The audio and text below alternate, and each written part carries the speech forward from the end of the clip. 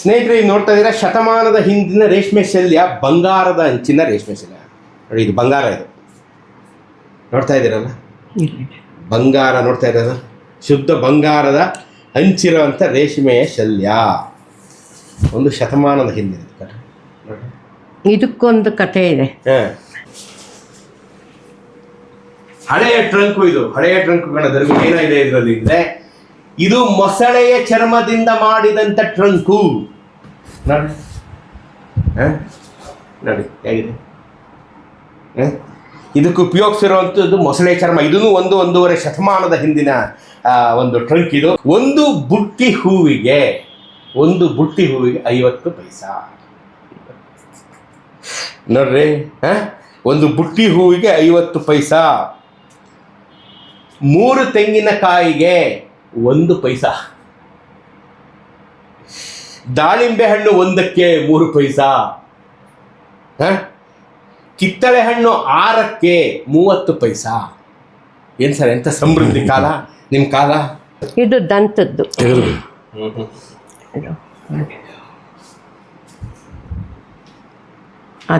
ದಾರ ಕೂಡ, ಹಗ್ಗ ಕೂಡ ನೀಟಾಗಿ ಮಾಡಿದ್ದಾರೆ.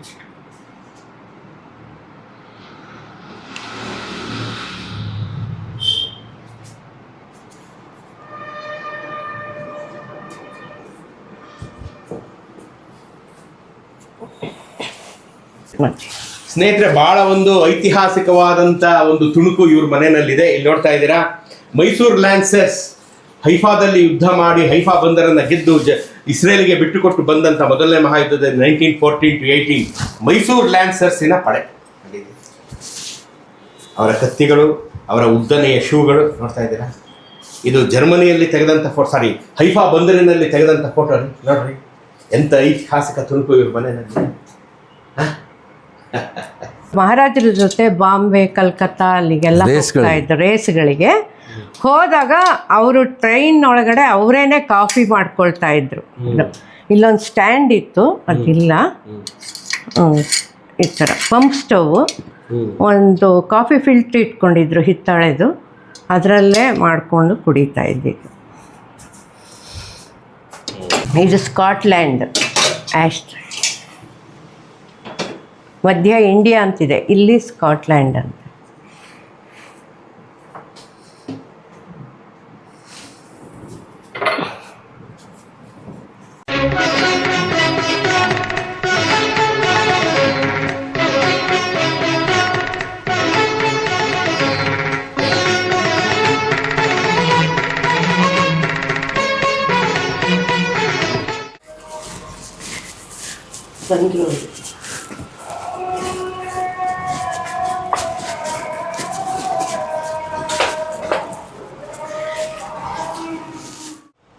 ದೀಪದ ಕೆಳಗೆ ಕತ್ತಲು ಅಂತ ಒಂದು ಗಾದೆ ಇದೆ ಅಲ್ವಾ. ನಾನು ಚಾಮರಾಜನಗರ ವಿಕಿಪೀಡಿಯಾ ಅಂತ ವೆಂಕಟರಾಜು ಸರ್ ಇಡೀ ಚಾಮರಾಜನಗರದ ಇಂಚಿಂಚ ಇತಿಹಾಸವನ್ನು ತಿಳ್ಕೊಂಡಿರ್ತಕ್ಕಂಥ ಪುಣ್ಯಾತ್ಮ. ಅವ್ರ ಮನೇಲಿ ಇಟ್ಟಿರ್ತಕ್ಕಂಥ ಹಿಸ್ಟಾರಿಕಲ್ ಆರ್ಟಿಕಲ್ಸು, ಅವ್ರ ಮನೆಯವರು ಪೂರ್ವಸೂರಿಗಳಾದಂಥ ಹಿಸ್ಟಾರಿಕಲ್ ಪರ್ಸನ್ಸ್ ಬಗ್ಗೆ ಇವತ್ತು ನನಗೆ ಹೇಳಿದ್ದಾರೆ. ನೋಡ್ರಿ, ಇಷ್ಟು ದಿನ ಎಲ್ಲ ಹೊರಗಡೆದನ್ನೆಲ್ಲ ತೋರಿಸಿ, ಈಗ ಅವ್ರ ಮನೇಲಿರ್ತಕ್ಕಂಥ ಇಂಪಾರ್ಟೆಂಟ್ ಐಟಮ್ಸನ್ನ ಇವತ್ತು ನಾನು ನಿಮಗೆ ತೋರಿಸ್ತೀನಿ. ಬನ್ನಿ.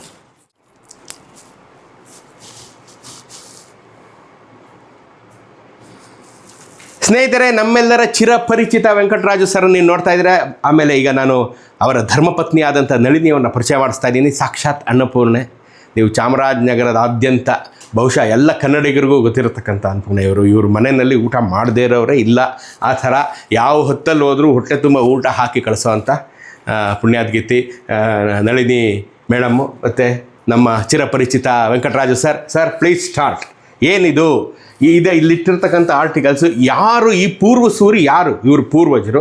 ಅವ್ರು ಏನಾಗಿದ್ರು ಎಲ್ಲ ತಮ್ಮ ಬಾಯಿಂದ ವೀಕ್ಷಕರಿಗೆ ಹೇಳಿ. ಈ ಪದಾರ್ಥಗಳೆಲ್ಲ ಸಂಗ್ರಹ ಮಾಡಿದ್ದು ಇವ್ರ ತಾತ.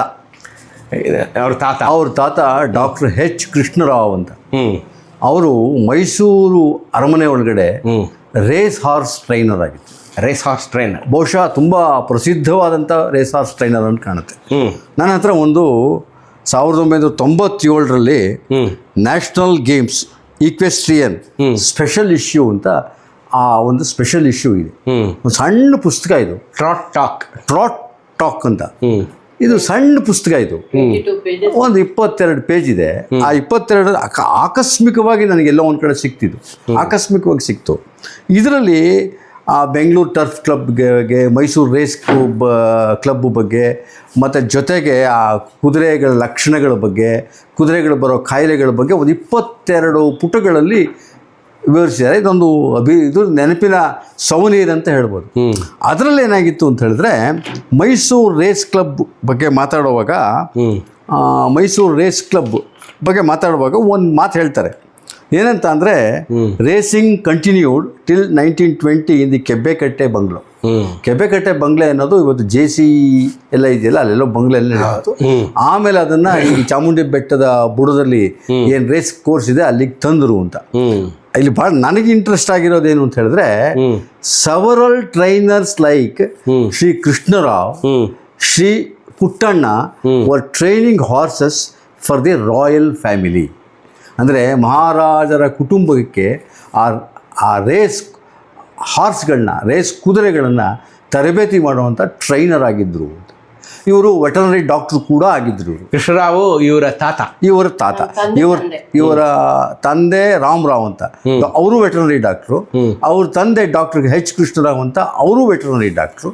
ಒಂದು ಮಾಹಿತಿ ಪ್ರಕಾರ ಇವರ ತಾತ ಈ ಮೈಸೂರು ಅರಮನೆ ಒಳಗಡೆ ಮೊಕ್ತೇಸರಾಗಿದ್ದರು ಅಂತ. ಹಾಗಾಗಿ ಇವರು ಅರಮನೆಗೆ ಸಂಬಂಧಪಟ್ಟ ಕುಟುಂಬಗಳಲ್ಲಿ ಒಬ್ಬರು ಬರ್ತಾರೆ.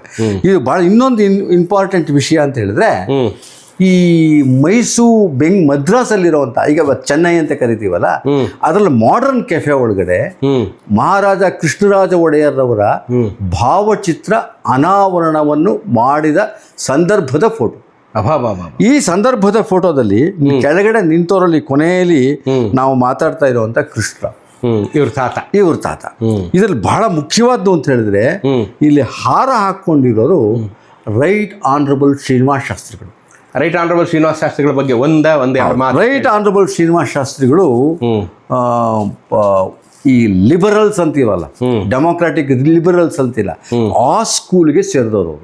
ನಮ್ಮ DVG ಅವರಿದ್ದಂಗೆ, ನಮ್ಮ P. ಕೋದಂಡರಾವ್ ಇದ್ದಂಗೆ ಅವರೆಲ್ಲ ಡೆಮೋಕ್ರಾಟ್ಸ್, ಪ್ರಜಾಪ್ರಭುತ್ವದಲ್ಲಿ ನಂಬಿಕೆ ಇದ್ದು ಈ ಎಲ್ಲ ಕಾನೂನುಗಳ ಪ್ರಕಾರ ಮಾಡುವಂಥ ಮನೋಧರ್ಮದವರು ರೈಟ್ ಆನರಬಲ್ ಶ್ರೀನಿವಾಸ ಶಾಸ್ತ್ರಿಗಳು. ಬ್ರಿಟಿಷರು ಅವ್ರನ್ನ ರೈಟ್ ಆನರಬಲ್ ಅಂತ ಕರೆದರು. ಅವರ ಇಂಗ್ಲಿಷ್ ಭಾಷೆ, ಬರವಣಿಗೆ ಮತ್ತು ಭಾಷೆ ಬಹಳ ಅದ್ಭುತವಾಗಿತ್ತು. ಅವರು ದಕ್ಷಿಣ ಭಾರತದಲ್ಲೆಲ್ಲ ಬಹಳ ಪ್ರಸಿದ್ಧರಾಗಿದ್ದವರು. ಅವರ ಪ್ರಸಿದ್ಧವಾದ ಪುಸ್ತಕ ಲೆಕ್ಚರ್ಸ್ ಅಂಡ್ ರಾಮಾಯಣ ಅಂತ. ಅವರು ಪ್ರತಿನಿತ್ಯನೂ ಮದ್ರಾಸಲ್ಲಿ ಕೊಟ್ಟ ಲೆಕ್ಚರ್ಸ್ ರಾಮಾಯಣದ ಬಗ್ಗೆ, ಅದು ಒಂದು ಪುಸ್ತಕ ಆಗಿದೆ. ಅದು ಆ ಪುಸ್ತಕ, ಅವರು ಮದ್ರಾಸಿನ ಗಣ್ಯ ವ್ಯಕ್ತಿಗಳು. ಬಹುಶಃ ಹಾರ ಹಾಕ್ಕೊಂಡಿರೋದು ಅವೆಲ್ಲ ನೋಡಿದ್ರೆ ಅವರು ನಾಲ್ವಡಿ ಕೃಷ್ಣರಾಜ ಒಡೆಯರ ಭಾವಚಿತ್ರವನ್ನು ಅನಾವರಣ ಮಾಡಿದ್ರು ಅಂತ ಕಾಣುತ್ತೆ. ಇವರು H. ಕೃಷ್ಣರಾವ್ ಅವರಿಗೆ ಸೇರಿದ ಈ ಪದಾರ್ಥಗಳದ್ದು ಉದಾಹರಣೆಗೆ ಇದೊಂದು ಪಿನ್ ಕುಷನ್. ಪಿನ್ ಕುಷನ್ ಸ್ನೇಹಿತರೆ, ಪಿನ್ ಕುಷನ್ ಅಂದ್ರೆ ಏನಂದ್ರೆ, ಆ ಕಾಲದಲ್ಲಿ, ನಮ್ಮ ಕಾಲದಲ್ಲಿ ಪೇಪರಲ್ಲೇ ನಾವು ಬರೀತಿದ್ದಂಥ ಕಾಲದಲ್ಲಿ ಈ ಪಿನ್ ಕುಷನ್, ಪೇಪರ್ಗೆ ಚುಚ್ಚುವಂಥದ್ದು. ಪೇಪರ್ಗೆ ಚುಚ್ಚಕ್ಕೆ ಬೇಕಾದಾಗ ಪಿನ್ ಇಟ್ಕೋಬೇಕಲ್ಲ, ಅದಕ್ಕೆ ಇಲ್ಲಿ ಚುಚ್ಚಿಟ್ಟಿರೋರು ಪುನಃ ಇಲ್ಲಿ ತೆಗೆದು ಚುಚ್ಚಿ. ಯುರೋಪಿಯನ್ಸ್ ಅವಾಗ ಬರೋರಲ್ಲ, ಅವರು ನಮ್ಮ ಹೇಳಿ ಇದರಲ್ಲಿ ಇಟ್ಕೊಂಡು ಮಾತಾಡ್ತೀನಿ. ಹೇಳಿ ತಾತನಿಗೆ ಇದನ್ನೆಲ್ಲ ಗಿಫ್ಟ್ ಮಾಡಿರೋದು. ಇದರಲ್ಲಿ ಕುದುರೆ ಲಾಳ ಇದೆ, ಇದರಲ್ಲಿ ಮತ್ತೆ ಇದರಲ್ಲಿ. ಆಕ್ಚುಲಿ ಇದು ಕುಷನ್ ಇದೆರಡು ಲಾಳ ಈ ತರ ಅವರು ಪ್ರೆಸೆಂಟ್ ಮಾಡಿದ್ದು. HK ಅಂತಿದೆ, H. ಕೃಷ್ಣರಾವ್ ಅಂತ. 100 ವರ್ಷದ ಮೇಲಾಗಿದೆ, ಅದಕ್ಕಿಂತ ಜಾಸ್ತಿನೇ ಆಗಿದೆ. ತೀರ್ಕೊಂಡೆ 80-85 ವರ್ಷ ಆಗಿದೆ. ಅವ್ರು ಬದುಕಿದ್ದಾಗ ಯಾವಾಗಲೂ ಇದು ಕೊಟ್ಬಿಡು, ಇಲ್ಲಿ ಇಟ್ಕೊಂಡು. ಇದು ಅವ್ರದ್ದು ಬೈನಾಕ್ಯುಲರ್ ಯೂಸ್ ಮಾಡ್ತಾ ಇದ್ದಿದ್ದು, ಹಿತ್ತಾಳೆದು. ಆ್ಯಕ್ಚುಲಿ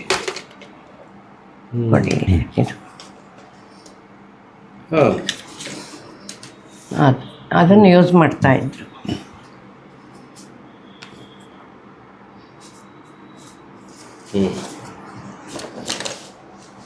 ಇದು ನೋಡಿ, ಇದು ಈ ಕಡೆ ಇದು ಅವರು ಬರವಣಿಗೆ ಮಾಡ್ತಾ ಇದ್ರಲ್ಲ ಅವಾಗ ಇದರೊಳಗೆ ಇಂಕ್ ಹಾಕಿ ಇದ್ರೊಳಗೆ ಇಲ್ಲಿ ಪೆನ್ ಇಟ್ಕೊಂಡು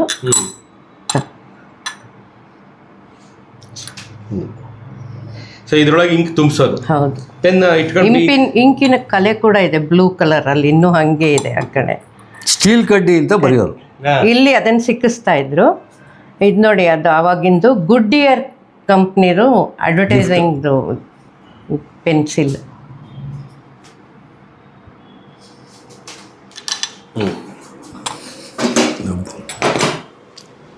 ಇದು ಪೇಪರ್ ವೆಯ್ಟ್. ಇದು ನೋಡಿ ಟೈರ್ ಇದೆ ನೋಡಿ ಆ ಕಂಪ್ನಿ. ಇದು ಆಸ್ಟ್ರೇ.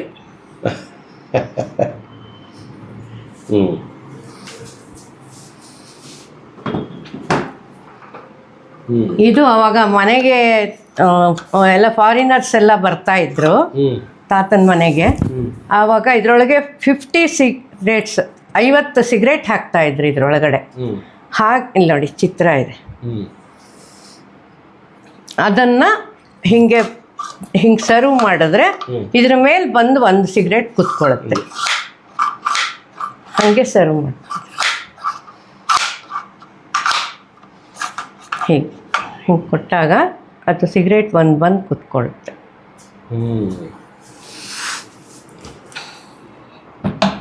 ಹೌದು, ಇದೆಲ್ಲ ಗಂಧದ್ದು ಅವ್ರ ಕಲೆಕ್ಷನ್ಸು. 0.001% ಇಲ್ಲ ಈಗ ನಮ್ಮ ಮನೇಲಿ ಅವರು ಇಟ್ಕೊಳ್ತಾ ಇದ್ದಿದ್ರಲ್ಲಿ. ಕೆಲವೆಲ್ಲ ನಮ್ಮ ಚಿಕ್ಕಪ್ಪನ ಮನೇಲಿದೆ, ಇನ್ನೊಂದಿಷ್ಟು ನಮ್ಮ ಅಕ್ಕನ ಮನೇಲಿದೆ. ನೋಡಿ ಇದು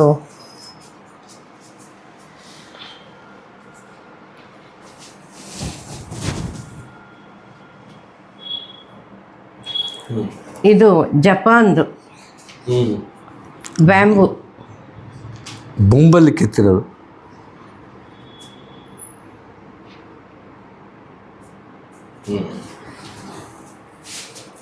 ಇದು ಅವ್ರ ಟೇಬಲ್ಲು, ಅವ್ರು ಯೂಸ್ ಮಾಡ್ತಾ ಇದ್ದಿದ್ದು ಟೇಬಲ್ ಇದು.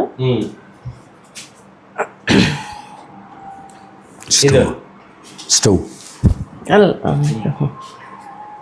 ಅವರು ನಮ್ಮ ತಾತ ರೇಸ್ ಹಾರ್ಸ್ ಟ್ರೈನರ್ ಆಗಿದ್ರಲ್ಲ, ಅವರು ಮಹಾರಾಜರ ಜೊತೆ ಬಾಂಬೆ ಕಲ್ಕತ್ತಾ ಅಲ್ಲಿಗೆಲ್ಲ ಹೋಗ್ತಾ ಇದ್ರು ರೇಸ್ಗಳಿಗೆ. ಹೋದಾಗ ಅವರು ಟ್ರೈನ್ ಒಳಗಡೆ ಅವರೇನೆ ಕಾಫಿ ಮಾಡ್ಕೊಳ್ತಾ ಇದ್ರು. ಇಲ್ಲೊಂದು ಸ್ಟ್ಯಾಂಡ್ ಇತ್ತು, ಅದಿಲ್ಲ. ಈ ಥರ ಪಂಪ್ ಸ್ಟವ್, ಒಂದು ಕಾಫಿ ಫಿಲ್ಟ್ರ್ ಇಟ್ಕೊಂಡಿದ್ರು ಹಿತ್ತಾಳೆದು, ಅದರಲ್ಲೇ ಮಾಡಿಕೊಂಡು ಕುಡಿತಾ ಇದ್ದಿದ್ದು. ಇದು ಇಂಪೀರಿಯಲ್ ಸ್ಪೆಷಲ್ದು ಡಬ್ಬ ಬಾಕ್ಸ್. ಇದು ಆಸ್ಟ್ರೇ. ಇದು ಸ್ವೀಡನ್ದಿದು, ಇಲ್ಲಿ ನೋಡಿ ಮೇಲೆ ಬರೆದಿದೆ.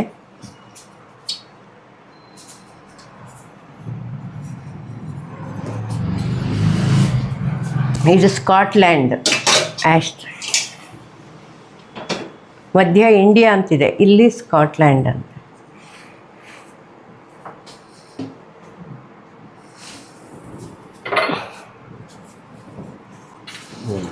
ಇದು ಕ್ಯಾಂಡಲ್ ಸ್ಟ್ಯಾಂಡ್. ಎಲ್ಲ ಬಂದ್ಬಿಡತ್ತೆ. ಇದು ಎಲ್ಲ ತೆಗೆದ್ರೆ ಸಪ್ರೇಟ್ ಆಗುತ್ತೆ ಎಲ್ಲ.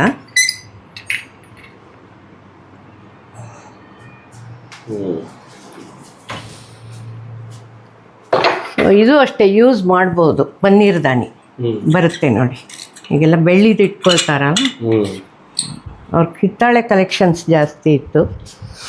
ಇದು ದಂತದ್ದು.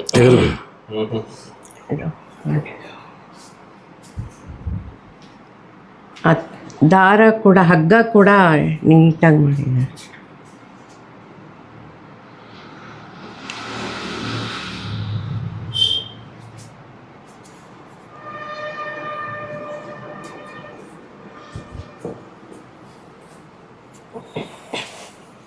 ಈ ಟೇಬಲ್ಲು ಒಂದ್ರೊಳಗಡೆ ಒಂದು ಹೋಗುತ್ತೆ ನೋಡಿ, ಕೆಳಗಡೆ ಗೊತ್ತಾಗುತ್ತೆ, ಸೇರಿಸಿದ್ರೆ ಒಂದಾಗುತ್ತೆ.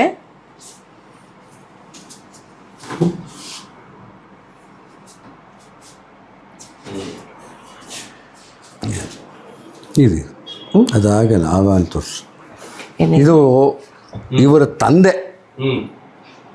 ಇವ್ರ ತಂದೆ ವೆಟರ್ನರಿ ಡಾಕ್ಟ್ರು. ಆಗ ವೆಟರ್ನರಿ ಕಾಲೇಜ್ ಇರಲಿಲ್ಲ ಮೈಸೂರಲ್ಲಿ, ಕಲ್ಕತ್ತಾ ಮತ್ತು ಬಾಂಬೆಲಿತ್ತು veterinary colleges. Graduate from Bombay veterinary college ಅಂತ. ಅಲ್ಲಿ ಕ್ರಿಕೆಟ್ ಕ್ಲಬ್ದು ಗ್ರೂಪ್ ಫೋಟೋ 1936-37 ನೋಡಿ ಇಲ್ಲಿದೆ. ಇವ್ರ ತಂದೆ. ಅದೇ ಥರದ್ದು ಜಿಮ್ಖಾನಾ ಕ್ಲಬ್ ಇದು. ಇವ್ರ ತಂದೆ ಫುಟ್ಬಾಲ್ ರೆಪ್ರೆಸೆಂಟ್ ಮಾಡ್ತಾರೆ. ಫುಟ್ಬಾಲು ಕ್ರಿಕೆಟ್ ಎರಡು ಆಡ್ತಿದ್ರು. ಇವ್ರ ತಂದೆ ಚಾಮರಾಜನಗರದಲ್ಲೂ ಕ್ರಿಕೆಟ್ ಆಡಿದ್ದಾರೆ. ಹೌದು, ಕ್ರಿಕೆಟ್ ಭಾಳ ಇಷ್ಟ. ಅಲ್ಲ ಯಾವುದೋ ಇದು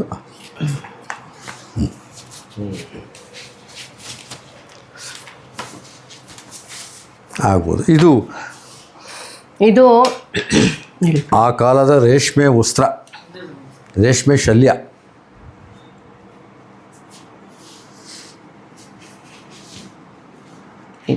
ಸ್ನೇಹಿತರೆ, ಈಗ ನೋಡ್ತಾ ಇದ್ದೀರಾ ಶತಮಾನದ ಹಿಂದಿನ ರೇಷ್ಮೆ ಶಲ್ಯ, ಬಂಗಾರದ ಅಂಚಿನ ರೇಷ್ಮೆ ಶಲ್ಯ. ನೋಡಿ, ಇದು ಬಂಗಾರ. ಇದು ನೋಡ್ತಾ ಇದ್ದೀರಲ್ಲ, ಬಂಗಾರ ನೋಡ್ತಾ ಇದ್ದೀರಲ್ಲ, ಶುದ್ಧ ಬಂಗಾರದ ಅಂಚಿರುವಂಥ ರೇಷ್ಮೆಯ ಶಲ್ಯ. ಒಂದು ಶತಮಾನದ ಹಿಂದಿನ. ಇದಕ್ಕೊಂದು ಕಥೆ ಇದೆ. ಹಾಂ, ಒಂದ್ಸಲಿ ಅರಮನೆಯಲ್ಲಿ ಸಭೆಯಲ್ಲಿ ಕೂತಾಗ ನಮ್ಮ ತಾತನಿಗೆ ಶಾರ್ಟೇಜ್ ಬಂತು ಅಂತ ಅರಮನೆಯಲ್ಲಿ ಇದ್ದಿದ್ದು ಒಂದು ಶಾಲ್ನ ತಂದು ಇದು ಹಾಕಿರೋದು ಅವ್ರಿಗೆ. ಓಹೋ, ಇದು ಅರಮನೆ ಇದೆ.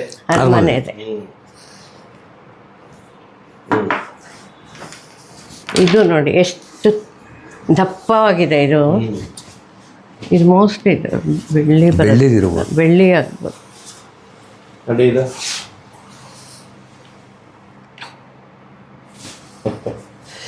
ಇದನ್ನ ಮಾಡಿಸ್ತಾ ಇರಿ ನೀವು, ಅದು ಹೇಳಿ. ಸ್ನೇಹಿತರೆ, ಬಹಳ ಒಂದು ಐತಿಹಾಸಿಕವಾದಂಥ ಒಂದು ತುಣುಕು ಇವ್ರ ಮನೆಯಲ್ಲಿದೆ. ಇಲ್ಲಿ ನೋಡ್ತಾ ಇದ್ದೀರಾ, ಮೈಸೂರು ಲ್ಯಾನ್ಸರ್ಸ್ ಹೈಫಾದಲ್ಲಿ ಯುದ್ಧ ಮಾಡಿ ಹೈಫಾ ಬಂದರನ್ನು ಗೆದ್ದು ಇಸ್ರೇಲ್ಗೆ ಬಿಟ್ಟುಕೊಟ್ಟು ಬಂದಂಥ ಮೊದಲನೇ ಮಹಾಯುದ್ಧದಲ್ಲಿ 1914-18 ಮೈಸೂರು ಲ್ಯಾನ್ಸರ್ಸಿನ ಪಡೆ. ಅವರ ಕತ್ತಿಗಳು, ಅವರ ಉದ್ದನೆಯ ಶೂಗಳು ನೋಡ್ತಾ ಇದ್ದೀರಾ. ಇದು ಜರ್ಮನಿಯಲ್ಲಿ ತೆಗೆದಂಥ ಹೈಫಾ ಬಂದರಿನಲ್ಲಿ ತೆಗೆದಂಥ ಫೋಟೋ ನೋಡ್ರಿ. ಎಂಥ ಐತಿಹಾಸಿಕ ತುಣುಕು ಇವ್ರ ಮನೆಯಲ್ಲಿ. ಅದ್ರ ಕತೆ ಹೇಳ್ಬಿಡ್ಬೇಕು.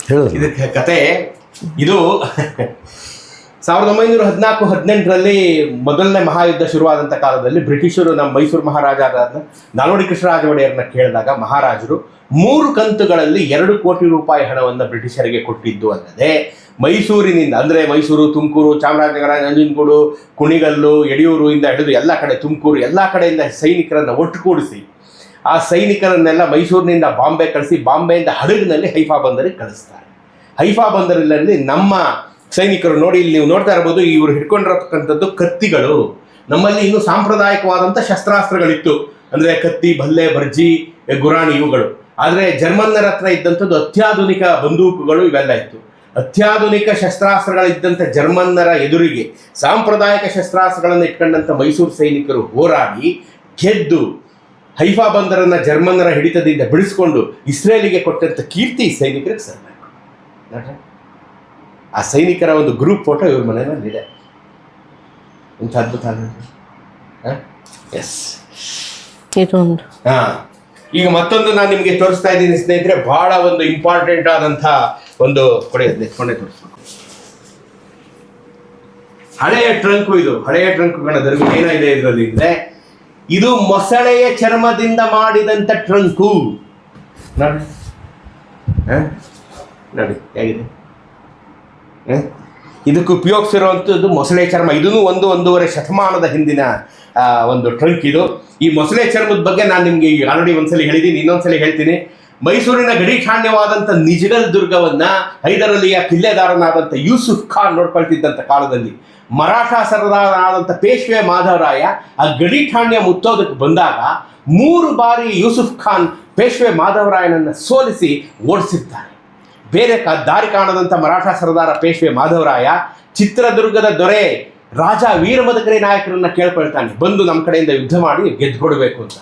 ಒಪ್ಕೊಂಡಂಥ ರಾಜ ವೀರಮದಕರಿ ನಾಯಕರು ಒಂದೇ ರಾತ್ರಿಯಲ್ಲಿ ನಿಜಗಲ್ ದುರ್ಗವನ್ನು ಮುತ್ತಿ ಬೆಳಗಾಗುವುದರೊಳಗೆ ಯೂಸುಫ್ ಖಾನನ್ನು ಸೋಲಿಸಿ ಅವನನ್ನು ಶ್ರೀರಂಗಪಟ್ಟಣಕ್ಕೆ ಓಡಿಸಿ ನಿಜಗಲ್ ದುರ್ಗವನ್ನು ಈ ಮರಾಠರಿಗೆ ಬಿಟ್ಕೊಡ್ತಾರೆ. ಇವರ ಶೌರ್ಯಕ್ಕೆ ಕ್ಷಾತ್ರಕ್ಕೆ ಬೆರಗಾದಂಥ ಪೇಶ್ವ ಮಾಧವರಾಯ ರಾಜ ವೀರಮಧುಕರಿ ನಾಯಕರಿಗೆ ಮಂಡಿ ಎತ್ತರದ ಮೊಸಳೆ ಚರ್ಮದ ಶೂಸ್ ಅನ್ನ ಕಾಣಿಕೆಯಾಗಿ ಕೊಟ್ಟ ಅಂತ ಇತಿಹಾಸ ನೋಡ್ರಿ.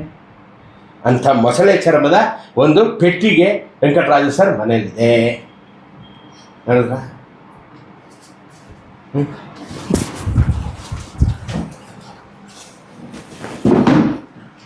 ಇದು ಇವ್ರ ಮನೇಲಿ ಇರ್ತಕ್ಕಂಥ ಒಂದು ಶತಮಾನದ ಆಲ್ಮೋಸ್ಟ್ 80 ವರ್ಷದ ಹಿಂದಿನ ಲೆಕ್ಕದ ಪುಸ್ತಕ. 46ನೇ ಇಸ್ವಿಯಿಂದ ಶುರುವಾಗಿದೆ.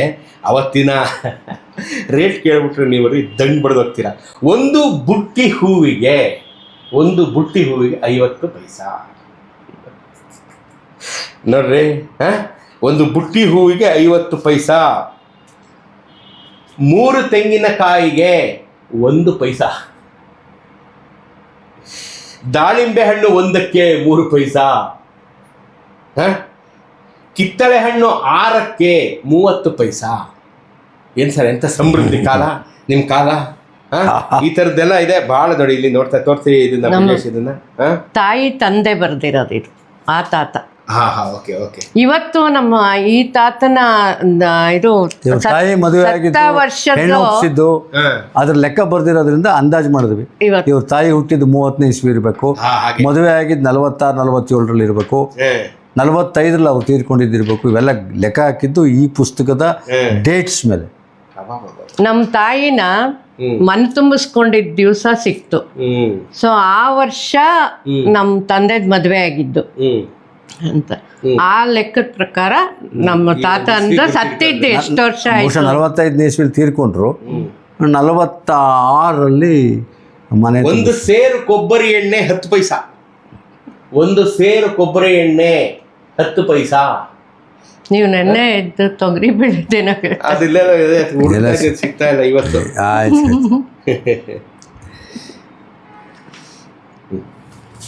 ನೋಡಿದ್ರಲ್ಲ ಸ್ನೇಹಿತರೆ, ನಮ್ಮ ವೆಂಕಟರಾಜ ಕೃಷ್ಣಮೂರ್ತಿ ಅವರ ಮನೆಯಲ್ಲಿದ್ದಂಥ ಅತ್ಯಪರೂಪದ ಮಾಹಿತಿ ಮತ್ತು ಆರ್ಟಿಕಲ್ಸ್ನ ಸಂಗ್ರಹ. ವೆಂಕಟರಾಜು ಸರ್ ಮತ್ತು ನಳಿನಿ ಮೇಡಮ್ಗೆ ಅವರ ಆಶೀರ್ವಾದ ನಿಮ್ಮ ಮೇಲಿರಬೇಕು. Thank you.